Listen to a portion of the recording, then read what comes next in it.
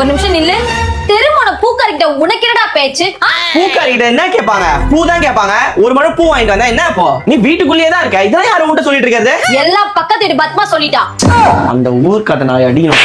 நீ வாங்கிட்டு வந்த ஒரு மணி பூ இந்த வீட்டுக்குள்ளேயும் ஏறல, என் தலையிலயும் ஏறல. எவன் தலையில ஏறிச்சு? நச்ச இஎம்ஐல கார் வாங்கினல அது தலைக்கு தான் போச்சு. அடுத்து எதுலயாச்சும் மாட்டு வெடி. ஏய் நில்லு. மேல் வீட்டுக்காரிட்ட என்ன பேச்சு? சத்தம் இங்க வரைக்கும் கேக்குது.